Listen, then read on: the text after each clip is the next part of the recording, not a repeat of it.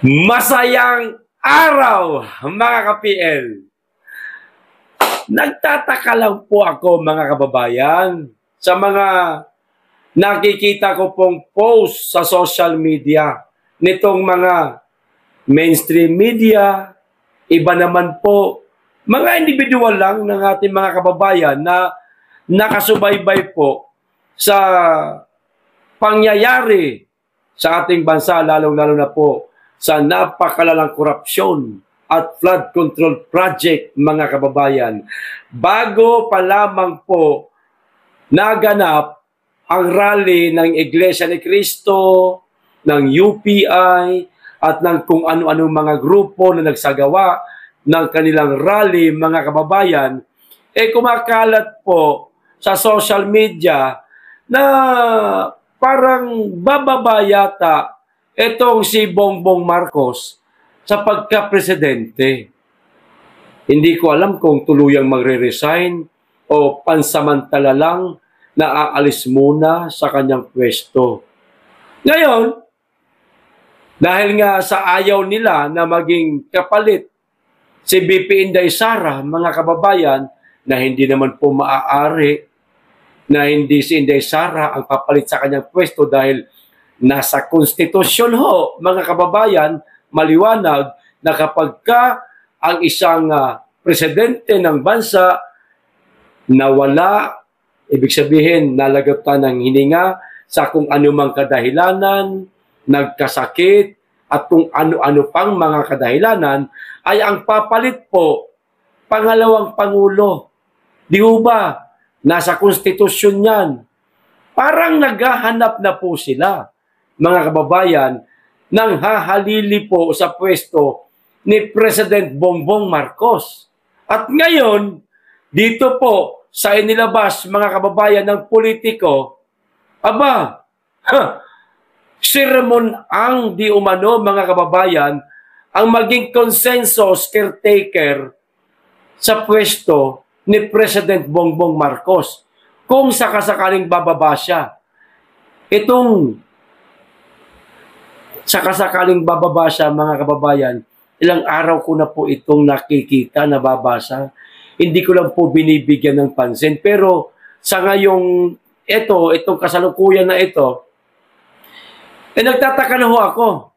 Tuloy napatanong ako, talaga bang bababa na si Marcos, mga kababayan?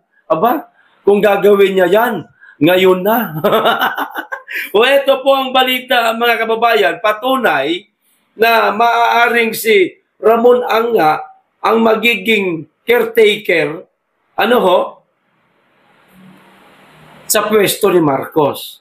O ito, the name of Bilyonaryo Ramon Ang is reportedly being floated in business circles as a potential consensus caretaker as the Marcos administration grapples with an escalating corruption scandal and deepening political fractures. Okay?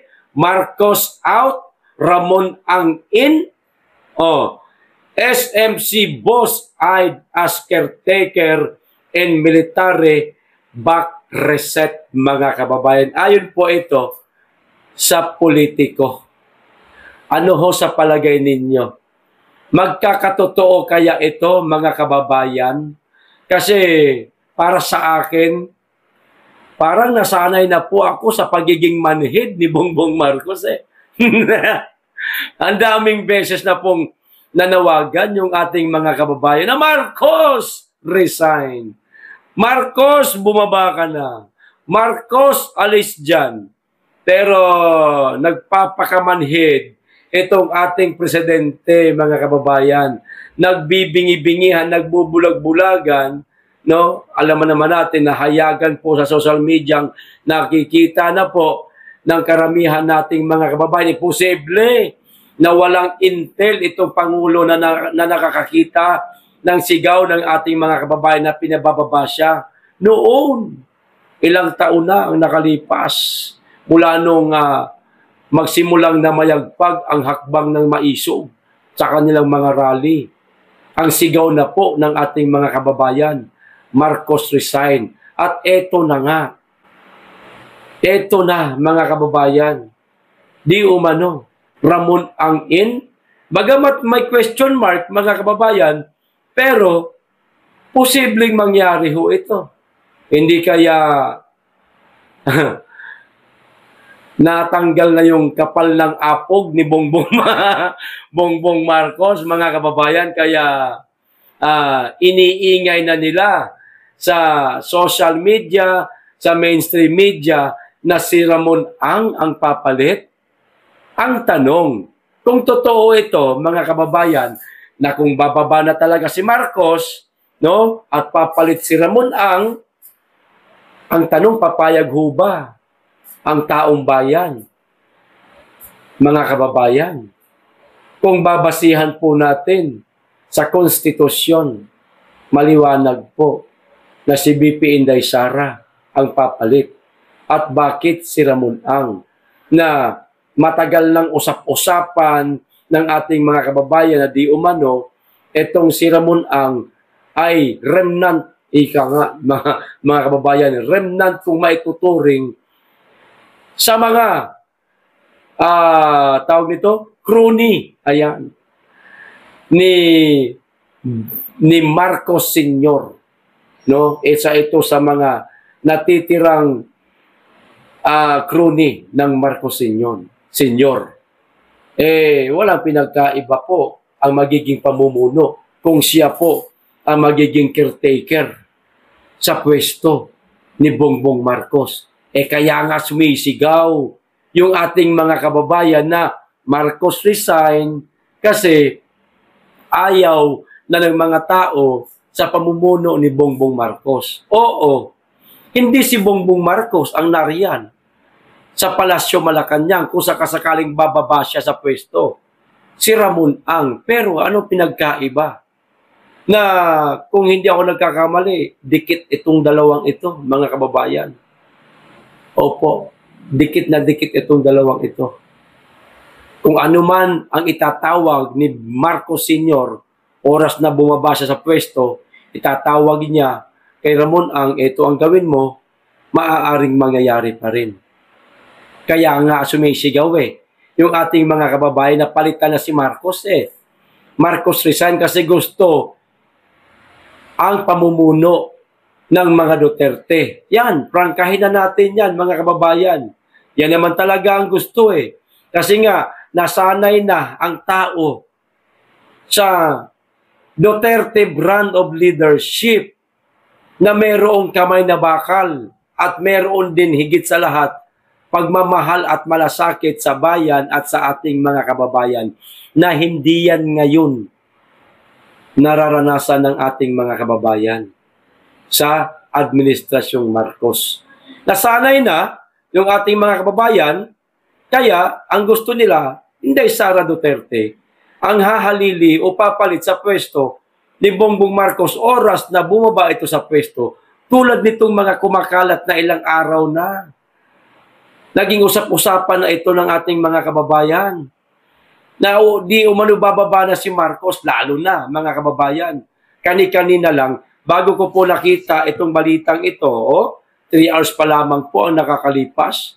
Bagong-bago pa lang po mula nang maipost ito ng politiko. Na bago ko pa po ito nabasa, meron pong nagmensahe sa akin sa Messenger. Hindi ko na lang po babasahin. No? Yung pangalan, siyempre, para po ito sa kanyang kaligtasan at ng kanyang amo na binanggit niya rito. Ayan, ipapakita ko po mismong conversation namin. Yan po, mga kababayan. Sabi niya, una, siyempre, pangungumusta, sabi niya, pre, kamusta dyan? Lakas ulan dito sa Bulacan. Yan I hope and pray wala ulan dyan. Siyempre, ganyan kamustahan, magkakaibigan. Natural kamustahan muna, hindi muna biglaan ng mga balibalita. Ito pa isa. Pre, may balibalita. Galing intel ng malapit na friend ni boss ko. Ayan. Bago matapos November, hinahanda na eroplano sasakyan ni BBM, dadalhin na pamilya niya sa ibang bansa. Oh. Ibagay karugtong pa rin yan doon sa binasa natin sa politiko, mga kababayan, na ang magiging caretaker di umano, si Ramon Ang. So, ibig sabihin, bababa si Marcos sa pwesto, caretaker si Ramon Ang, lilipad sila pa ibang bansa. Ayon dito sa message sa akin ng kaibigan ko. Oh, sana, ito pa, si Sara na uupong presidente, sana matuloy. Ayan na, ito reply ko, yung kulay asul. Ay ayos yan, pre. Oh, lupit talaga ng amo mo, pre. Maraming kilala na intel. Ayan. Oh, mga kilala niya, yung mga nagpatalsik din kay ERAP. Sana umubra plano nila. Ayan ha. Sabi ko naman, sana pre. Hindi pa siya nagsisin, mga kababayan. Di ba? Tanong ko po sa inyo, kayo ba mga kababayan, hindi nyo po ba napabasa ito? Ilang araw na ang nakalipas? Yung tungkol po dito sa di umano'y bababa na si Marcos. At noong nakaraang araw, naghahanap pa lamang po sila ng mga papalit. Pero ngayon ito na. Di umano ang papalit si Ramon Ang. Maaring siya na. Mga kababayan, ang papalit kung matutuloy at kung totoong bababa talaga si Marcos sa kanyang pwesto. Kasi kung ako nga lang no? Ang opinion ko, hindi bababa itong mama na ito. Manhid ho ito Ang kapal ho ng mukha Walang delikadesa. Sa ibang bansa, kapag ang kanilang mga pinuno nasasangkot sa napakalalang korupsyon, iba ba nga, nagpapakamatay pa nga dahil sa hiya Dahil umiiral talaga ang delikadesa sa kanila, sa atin ho, wala. Oh, di ba? Ngayon, si Ramon Ang na, sana, wag naman. Sana, umiral pa rin ang batas sa ating bansa. At sana, wag nyo na magpairalin ang bend the law. Meron po tayong pangalawang Pangulo. Anong silbi ng pangalawang Pangulo? Spare tire nga yan kung maituturing Di ba? Mga kababayan, kapag bumaba ang Pangulo, nagkasakit ang Pangulo, lalo na malubha, higit sa lahat, binawian ang buhay, walang ibang papalit, kundi ang pangalawang Pangulo. Hindi po ang kung sino man na gustuhin lang nila. Di ba? Bakit ba ayaw na ayaw niyong pumalit si BP Inday Sara sa pwesto ni Marcos kung sakasakaling bababa siya? Ano bang ikinatatakot ninyo? Kung halimbawa, mga kababayan, bababa si Marcos, lalo na't lagi niyang sinasabing wala siyang kinalaman sa mga sinasabi nitong si Saldico, mga aligasyon, paratang ni Saldico laban sa kanya na sangkot itong si President Bongbong Marcos. Kung talagang hindi totoo yung mga sinasabi ni Saldico, bakit hindi nila paupuin si Sara? Kung bababa siya sa pwesto, bakit si Ramon Ang? Mga kababayan, di ba, nakakapagtaka lang, ang BP Inday Sara sa palagay ko lang, kung siya ang papalit sa pwesto ni Bongbong Marcos kung sakasakaling bababaman si Marcos. Siguro uunahin ni BP Inday Sara na ayusin ang problema sa ating bansa. Unang-una, itong napakalalang korupsyon. Siyempre, may mga pinangalanan na. Martin Romualdez, Bongbong Marcos na damay pa, at si Saldico. Mga kababayan, yan ba ang maaaring ikinatatakot nila? Kaya ayaw nilang paupuin si Inday Sara? Kinakailangan, sandali, si Ramon Ang muna ang caretaker sa Palasyo Malacanang at mamumuno sa ating bansa. Wag muna ang Inday Sara.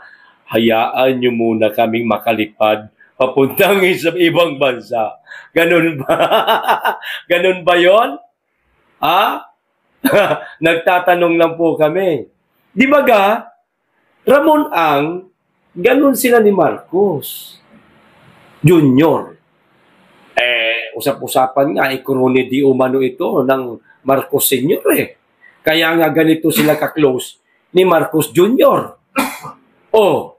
So, maaaring mapipigilan ni Ramon Ang kung sakasakaling siya nang papalit kay Marcos o caretaker ni Marcos, no? Mapipigilan ang alin? Yung paghahabol mismo kay Bongbong Marcos sa pamilya niya at sa iba pang mga kaalyado nito. Kaugnay sa napakalalang korupsyon na nangyayaring kinasangkutan nila. Ngayon, kapag malayo na, mga kababayan, si Marcos at ang iba pa, siyempre, hindi naman papayag ang taong bayan na hindi si Inday Sara ang uupo. Dadaanin yan sa legal na pamamaraan at higit sa lahat na aayon sa konstitusyon na walang ibang uupo kundi ang pangalawang Pangulo. Ngayon, mapipilitan si Ramon Ang, okay, nasa konstitusyon. No? Sige, si Inday Sara ang uupo na at aalis na ako. Wala na si Marcos. Nakalipad na po ng ibang bansa. Di ba? Naisahan na naman tayo, mga kababayan. Hindi kaya ganun? Ang senaryong gustong mangyari nila, bakit pansamantalang ilalagay? Nakahalili o caretaker si Ramon Ang? Mga kababayan, kayo na pong humusga. Ito pa isang balita, mga kababayan. Itong tungkol po kay Saldico. Anak ko ho, mga kababayan. Kinukumbinsi na po nila si Saldico. Inuuto na nila. Paano? Ito ho ang balita, basahin ho natin. Relax ka lang, Saldico. Kaming bahala sa iyo. Puproteksyonan ka namin. Puproteksyonan. Sinabi nyo na yan Di ba? Sinabi rin mismo ni Saldico na aalagaan ka namin. Anong pinagkaiba doon sa salitang protection at pag-aalaga? Di ba parehas lang? Pero anong ginawa nyo kay Saldico? Di ba? Ginawa nyong siya ang mastermind kahit na napakahirap paniwalaan dahil hindi magagawa ni Saldico ang lahat ng mga korupsyon na nangyayari ngayon sa ating bansa kung walang isa, dalawa, tatlong tao ang nagbubulong sa kanya, humahawak sa liig niya para magawa yaong mga nagawa niya na. Diba? Eto, mga kababayan, inuuto na nga nila si Saldico, naku, Saldico, depende na lang to sa'yo. Kung paniniwalaan mo sila, tandaan mo, minsan ka nang naniwala sa kanila, nabudol ka rin. Eto, Malacanang says, former lawmaker Saldico will receive full protection if he decide to return to the Philippines to face corruption cases tied to flood control project. Ano daw? Magbibigay di umano ang Malacanang o makakatanggap si Saldico, mga kababayan, ng full protection kung sakasakaling babalik ito o makapagdesisyon itong bumalik sa bansa. Nako, Saldico, mag-isip-isip ka na. Nasa'yo yan, sir. Kung paniniwalaan mo sila, kaming taong bayan, kung tatanungin kami, pabor kami na bumalik ka. Para harapin mo yung mga korupsyong kinasangkutan mo. Ngayon, kung ano man ang lumabas sa investigasyon na korupsyon na kinasangkutan mo, maging guilty ka, makulong ka, pabor din yun sa amin lalo. Pero, concerned po kami sa buhay mo. Natural. Baka Maninoy Aquino po kayo, sir. Baka hindi po kayo makarating sa inyong sasakyan. Baka pagbaba nyo pa lang ng hagdanan ng eroplano, boom, sa pool, basag ang bungo. Oh, kung gagawin mo yan, sir, na uuwi ka sa ating bansa at halimbawa, mapagdesisyonan mo, karapatan mo man yan, lalo na't nangako ang Malacanang na bibigyan ka daw ng protection. Bago mo gawing umuwi sa ating bansa, ilabas mo muna lahat sa social media. Ang mga screenshots, ang mga litrato, ang mga video na nagpapatunay na totoo ang lahat ng mga sinasabi mo, higit sa lahat, totoong sangkot si Martin Romualdez at si Bongbong Marcos. Ilabas mo muna sa social media. Hayaan mong ipalaganap ito ng ating mga kababayan. Mayroon ng hawak ng mga ebidensya rin yung ating mga kababayan. Higit sa lahat, yung mga taong maaaring mag-imbestiga dito sa napakalang korupsyon sa ating bansa sa flood control project at mga insertion na mga sinabi mo, insertion ng Pangulong Marcos. Labas mo muna sa social media. Sige, ilabas mo. Hayaan mo pagpiestahan ang ating mga kababayan. Ilabas mo muna. Tsaka ka magdesisyon kung uuwi ka sa bansa at haharapin mo yung korupsyon na mga kinasangkutan mo. Ngayon, kung ano man mangyari sa'yo, baka paglaruan ka nila, ipakulong ka lang, gipitin ka lang, o di kaya, naku, baka mas malala pa ron, mabasag pa yung bungo mo, at least, may mga inilabas ka na ng mga ebidensyang magagamit. Yun. Pero, para sigurado ka na hindi ka mapaano, hilingin mo na lang sa kanila na dadalo ka sa mga pagdinig sa pamamagitan ng Zoom. Ganun na lang. At manumpa ka rin kahit nasa Zoom ka. Manumpa ka. Ayan, na katotohanan at pawang katotohanan lang ang iyong mga salaysay. Baka tanggapin nila yung panunumpa mo kahit nasa Zoom lang. Ikaw pa rin naman si Saldico Kahit nasa Zoom man o sa personal, ikaw pa rin si Saldico na nagsasabi na si Martin Romualdez at si Marcos ay sangkot sa napakalalang korupsyon sa ating bansa. Yan po, sir. Ano, mga kababayan? O ito pa isa. Nako, matindi ito, mga kababayan. Etong sinabi po ni Lucas Bersamin, matapos po siyang sinipa, pinutbol sa kanyang posisyon bilang Executive Secretary ng Pangulo, nananatili pa rin loyalista talaga itong mama na ito. Ito, Diyos ko naman.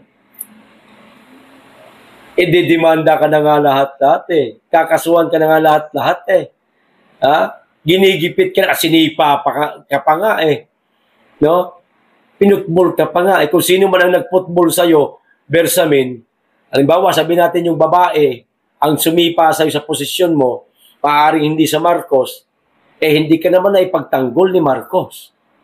Para manatili ka sa posisyon mo. Ito, sabi niya, Pilipinas, mas magiging ligtas umano kay Pangulong Marcos kaysa kay BP Sara, ayon kay Bersamin. Talaga lang magiging ligtas ang Pilipinas, Bersamin. Bakit? Nailigtas ba ni Bongbong Marcos ang Pilipinas sa korupsyon? Bersamin? Nailigtas ba ni Marcos ang Pilipinas sa napakalalang korupsyon na nangyayari sa ating bansa? Di baga hindi? Bersamin, sino po ang unang nag-expose nitong napakalalang korupsyon sa ating bansa? Di ba guys, si BP Inday Sara, isa na dyan, yung sinabi niya na ang may hawak ng pera ng Pilipinas ay 2 tao lang.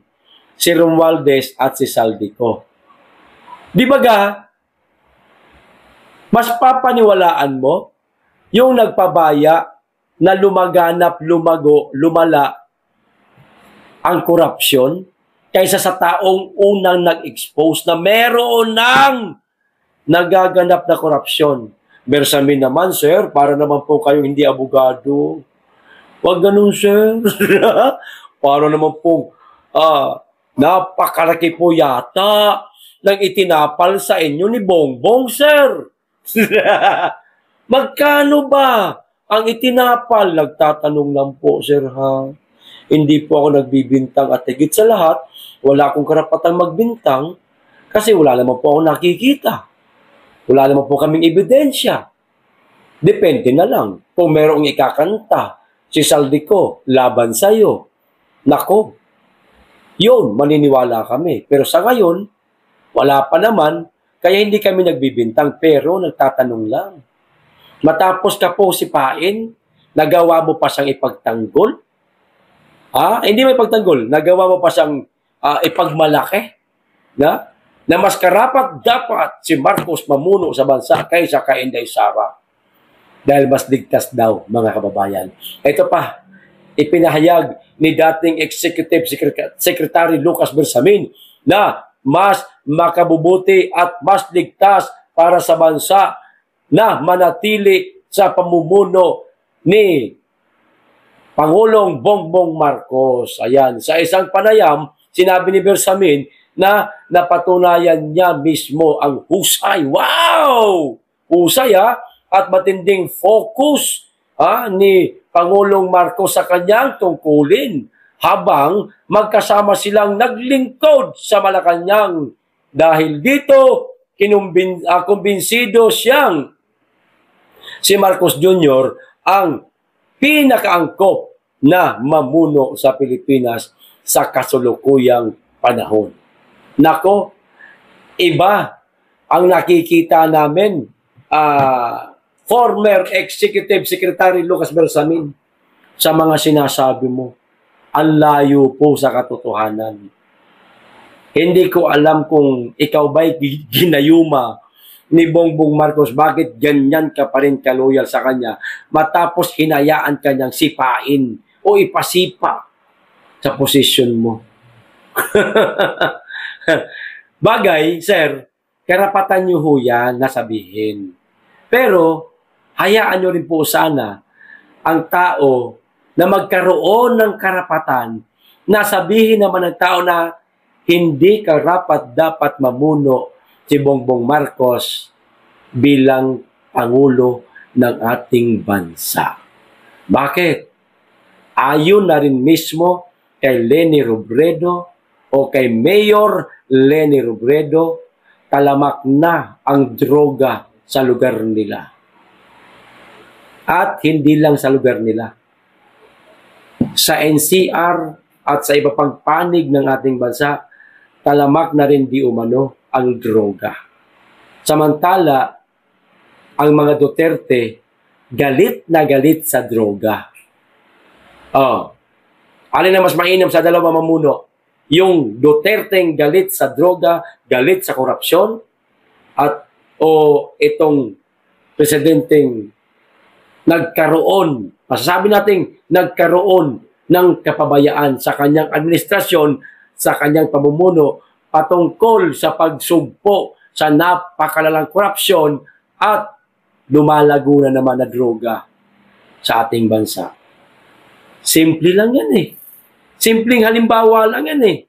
Di ba mga kababayan? Aba doon ako sa taong may kamay na bakal pagdating sa kanyang pamumuno para ipahinto ang napakalalang korupsyon. No? Higit sa lahat, huwag hayaang lumaganap na naman ang droga sa ating bansa na maaaring ikasira ito ng ating mga kabataan na matinong nag-aaral. Di ba ga? Ayaw nyo ba ng ganon? Bersamin, ayaw nyo. Diyos ko naman, di naman siguro kayo tanga, sir, no? Di naman siguro kayo bobo. Aba, abogado ho kayo eh. May pinag-aralan ho kayo eh. Isang simpleng pag-aanalisa, nahihirapan pa kayo. Sir, hinihiling po namin sa iyo, former Executive Secretary Lucas Bersamin, kung ano po nalalaman ninyo, ikanta nyo na para magkaroon kayo ng silbi sa ating bansa. Naging kasama man kayo sa administrasyon ni Marcos na kinamumuhian ng maraming Pilipino, at least masabi din ng ating mga kababayan na lahat ng mga sumamba noon kay President Bongbong Marcos sa bandang huli, nagsipagbaliktaran na. Diba? Ikinanta na siya. Nagkasala man kayo, maaaring sabihin natin dawit kayo dito sa mga nangyayaring problema ngayon sa bansa, pero pasasalamatan pa rin po kayo ng ating mga kababayan bandang huli kasi kumanta kayo, nagsalita kayo, nagsabi ho kayo ng katotohanan. Yon kung kaya mong gawin. At higit sa lahat, yon kung meron kang yagmols para maglakas loob. Di po ba, mga kababayan? Ayos, hanggang dito lang. Maraming salamat. Mag-iingat kayong lagi at higit sa lahat, mahalin natin ang Pilipinas.